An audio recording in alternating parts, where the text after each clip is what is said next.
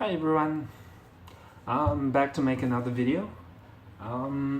Today's video is going to be about friendship, friendship, loneliness, how to make friends, losing friends. I think it's an important topic because I've noticed that a few people talk about it, and in this video I'm going to talk about my experience and my thinking along from, you know, from right at the start to where I am now. So it could go. There's a bit to there's a bit to talk about, and it's just to let everyone know that I'm a bit of an introvert. So it's probably going to be from a perspective of an introvert. But obviously, there's a lot of degrees.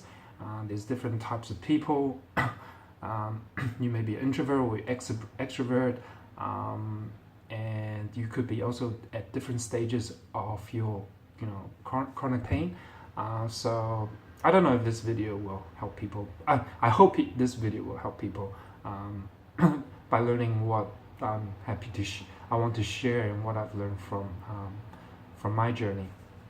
So to start off, I noticed that a few people feel that, especially at the start, when you start to tell people that you can't participate in their invites. So they might invite you to a movie or invite you to a certain event, and you start to reject people more and more. And that's difficult for some people.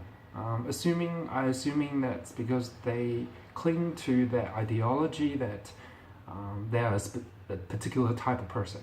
So if you're a tennis player and you love tennis and you surround your life around tennis, and you are unable to play tennis anymore, and you start telling people you can't go anymore, you try to hold on to that identity of being a tennis player, and that can be quite difficult because once you start that off, when you start rejecting people, then you don't know who you are. And you feel bad that you're rejecting people's invites. So there's a tendency to cling on to the old self. And I guess my experience is that don't be afraid to take a break from yourself, who you were. Don't think that it's permanent, that the rejection of the invites or doing activities together is permanent, because you could get better. There's a chance that you can get better. For me, as an example, there was a certain time in my life where I could only go out maximum 2 hours. So there's a lot of things I can't do with a lot of people. So for movie it's like 2 hours. So I wouldn't be able to sit through for 2 hours. But as time progressed and I got better, I could go and watch a 2-hour movie. That'd be fine. I'll just go 2 hours and then I'll come back straight home. So things like that. Don't think that anything is permanent. And also don't think that if you have a good friend of yours and you guys, play tennis and you can't play tennis anymore, there's nothing wrong with just asking out to have a cup of coffee or lunch or dinner. Because those, like food, it's only like half an hour or 2 hours, and it's a great way to catch up with friends. The other thing is that being sick really sometimes that it weeds out bad friends. And I don't want to use the term bad friends and good friends. I think there's just different types of friends. You may find that when you're really sick and like when I was in hospital, when I went to the hospital for my surgery, my boss came, James came, Mark came, my sister came, but there were a few people that didn't come.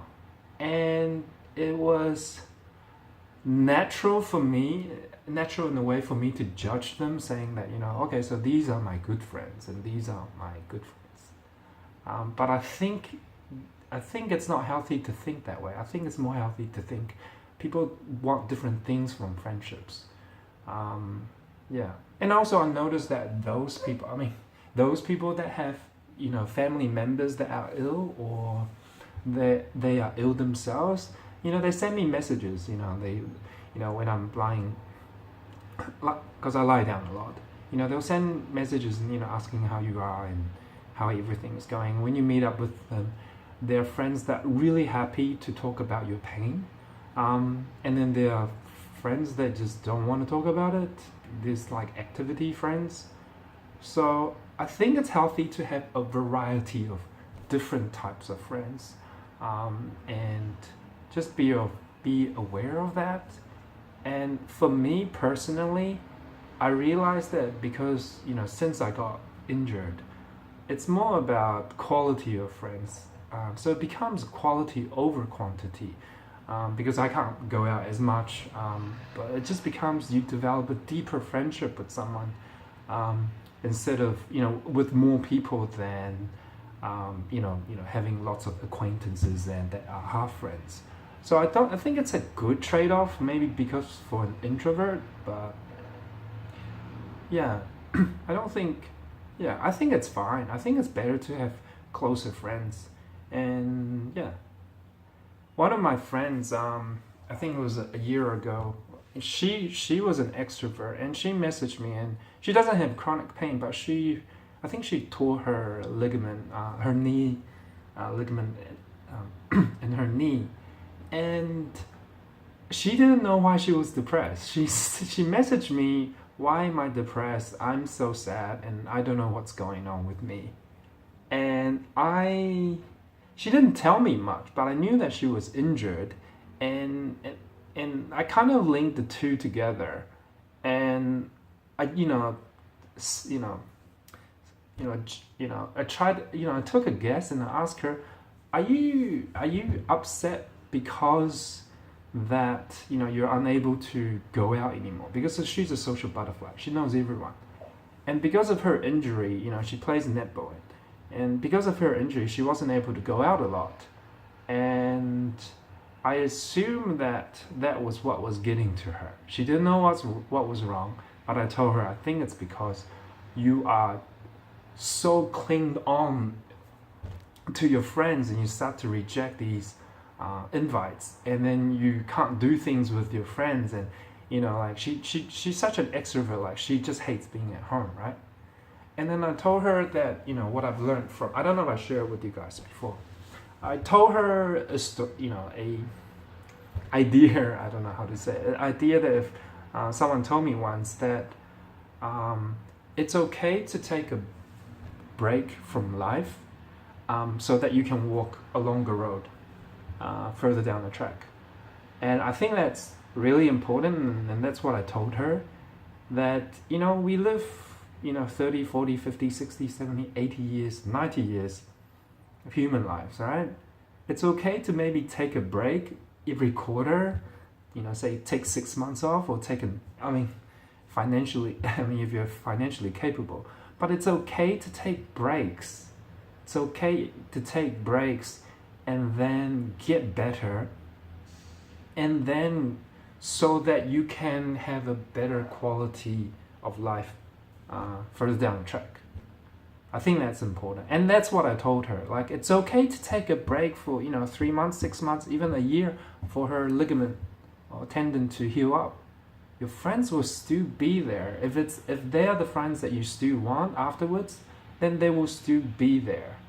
Then they haven't disappeared, and you will make new friends. And I think that for me, that's such an important thing that I want to share with people suffering from that's going through chronic pain, is that it is okay to take a break from your friends, from your hobbies, from your career even, your job even, for 6 months to a year, just to heal up. Like in the Western medicine that we are in now, like you go to the doctors, and the doctors will say, well, we'll just see how it goes. We'll take some steroids, and we'll take some anti-inflammatory. Come back in a couple months, and let's see if it gets better. And whether it gets better or not, it doesn't get better. But where is ever the discussion that, hey, look, maybe let's take a break, and let's heal up a bit. You know, like I have this protrusion, right? Just let's heal up. Let's get away, get rid of all these stress about losing your job, losing your friends, and so forth. Just get better for like 6 months to a year, and so you can heal, so you can allow your body to heal. I mean, when I got injured, my doctor just told me go back to work. And retrospectively looking, I'm wondering why is it not? Can't doctors just recommend take a break, take a 3-month break, take a 6-month break for your body to heal up? When I got injured, I still went to work, standing up 11 hours a day. I cut my hours from 5 days to 3 days, which is better, but I was still standing up for 11 hours. And I can't imagine now, like, I wasn't even letting my body heal up. But anyway, that's something I wanted to talk about friendship. It's okay to let them go.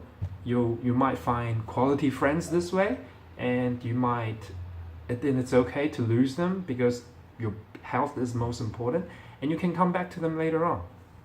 Another thing that maybe for some people, but for not me, but is probably loneliness, because I get it. Like I was in bed, lying in my bed all the time for months and months and months, and that waiting for your body to get better and being in so much pain is, it's misery. It's terrible, right? And one of the things that I learned later on that may help those people going through that, like being alone all the time, is to have a schedule. And it's funny where I learned this from, because I came across an article, and it was about how people survives what do you call it? Not concentration camps, but solitude confinement, right? So they're in a solitude confinement. Those people, because I don't know if you research into it, solitude confinement can make you go insane.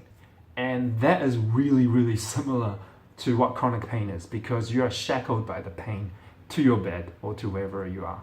And you're all by yourself with your own thoughts. And that is scary. One of the scariest things that I went through. And so anyway, if you Google how to survive solitude confinement, you'll find that the survivors talk about having a daily schedule. So make a schedule, say from 10. You can make it as detailed as you want. You can make it say, I have to wake up at 8 o'clock. I'll make breakfast from 8 o'clock to 8:30. I'll read the newspaper. You can even say that from 10 o'clock to 11 o'clock, I'm going to read a book. And then I'll take half an hour break, and then I'll do stretches from 11 o'clock to 12 o'clock. And I think this also helps because you're allowing the body to have a daily routine and a daily rhythm. And that, I think, maybe can help sleep at night. Because if you don't have a daily routine, the body doesn't know what time it is to sleep. And as we both know, sleep is such a such a big thing when you're going through chronic pain. And I'm gonna start, for me, later on, because I'm an introvert and I didn't really need friends at the start. What I noticed that because we tend to get our chronic pain or disease later in life, it's very difficult for people to make friends. It's not like when we're in high school or in university. It's very difficult to make friends, and with our body unable to go outside much or participate in anything, even more fear gets kicked in, and it makes you feel like a prison. So my experience with making friends when I became an adult, because I moved from Australia to Taiwan now, and so I had to make a bunch of new friends. And so some of the tips that I found probably I don't know whether it works for others, is that it's important. It's important to find friends that are looking for friendship. For the first couple of years, I spent a lot of times trying to nurture friendships with one or two, three people, and it pisses me off so much that you ask them out, say once a month, and then they never return the favor of asking you out, and that was so frustrating. Because you think you're friends and you kind of want to give up on it, and it just, anyways. So what I did was these are the recommendations that I give you guys if you want to make friends. First, meetup.com. It's a really good website. Just search for your city's name and go through all the meetups, right? Go through all the meetups and look for the meetups that you think has the possibility of you communicating with someone. So if you like photography, then join up with photography. If you like board games, there might be a board game meetup. There might even be non-face-to-face ones, which I don't know whether there's any. I joined up one with when they just talk about a specific subject, and that's only like you can stay for half an hour, and you just talk about the hobby. So try meetup.com, and the reason why meetup.com is I explained before, is that you get people that are interested in making and meeting friends and new people. That's why it's such a good place, meetup.com. Another place that you can try is go on Facebook. If you want to share your information with Facebook, what you can do is just search under Facebook in the search field the town that you're in. So if you're in, like I'm in Taichung at the moment, if I search Taichung, then it will have all these Facebook groups that are in the city that I'm in, right? And then you can join these groups. You can go through these groups and see if there's anything that you're interested in. If you like board games, or one of them even, like I joined up one which is like night hike, where you go out and hiking at nighttime. So find groups that you think that are hobbies and activities that you think that you will enjoy, and just join up. And I think these Facebook groups and meetup.com is really good making new friends, because you really want to find people that want to make new friends.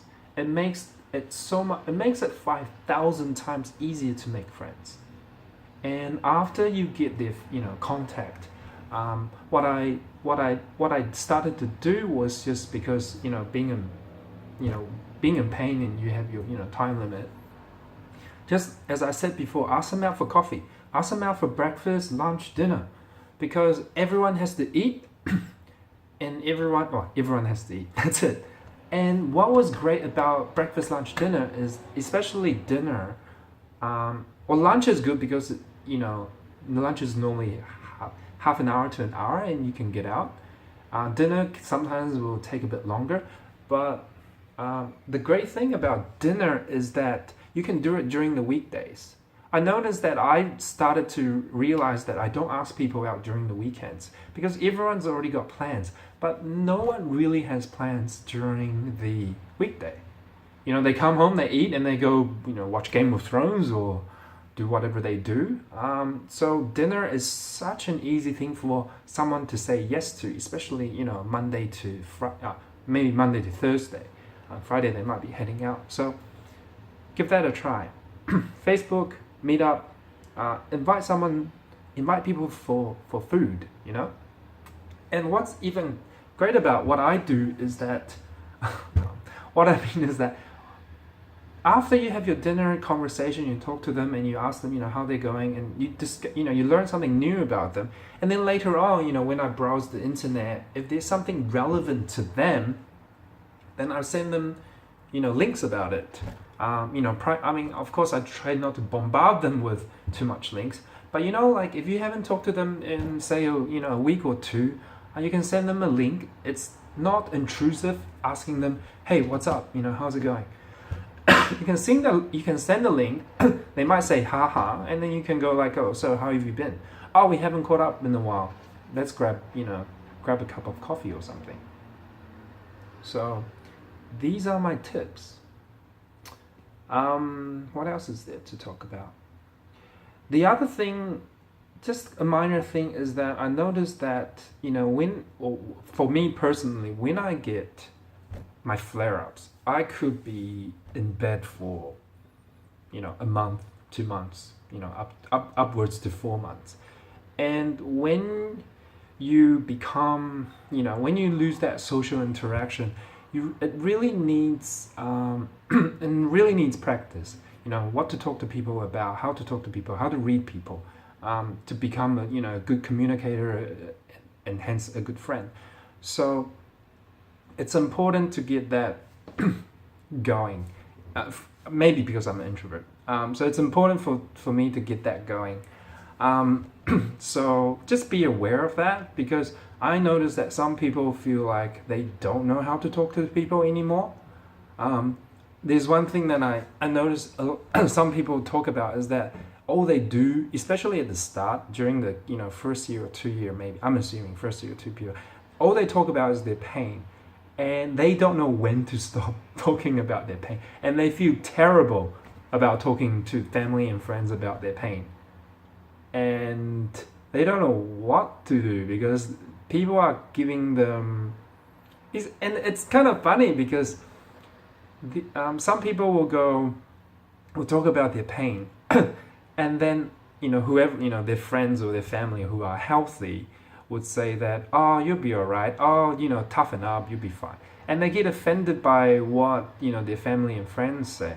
And I don't mean that they shouldn't feel offended. It just becomes like they want to talk about their pain, but the response they get back is not what they're after.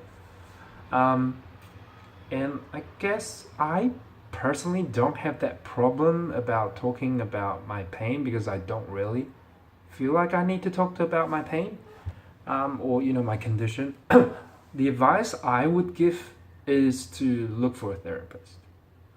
They're paid to talk to you, so they're forced to talk to you. And I enjoy talking to my therapist more than I enjoy talking to my friends, because you can really, really go deep, and you don't really need to be too worried about whether you went too deep. And if you have a good therapist, you come out of it and it just feels really warm, for me anyway. So about talking to your friends about your condition, I don't know. It just really you just have to use a bit of wisdom. You poke at it and you talk about a bit of your pain, and if they don't respond well to it, then that's fine. This is not the friend that you talk to your pain talk pain about. Look for another one. If this one doesn't want to talk about it, let's talk about something else. It's always good not to think about our pain. So yeah. Anything else? So it's important to be aware of how oiled up, how your gears are going with your socializing skills, and it's okay that it takes time for you to get used to how to talk to people about your pain, or about other things. Is there anything else? I think that's it. That's it. So I'm thinking whether anyone out there is interested in doing a podcast about chronic pain issues. If you're interested, I don't have the gears, but when I made this video, I just feel like it'd be so much better if I had someone to talk to. We'll give each other feedbacks. Maybe I find an extrovert and how they feel about things. So it's an idea. So if you're interested, just shoot me an email. Not an email. Shoot me a message. And I've got a couple more videos coming up. and the next one's kind of related. It's probably going to be a bit short. It's about relationships. So it's really related to this one. But anyway, I hope you guys enjoyed the video. I hope that my videos help you guys. And just don't forget that I'm here for everyone. And yeah, if you're needing of a friend, I'm here. All right, see you.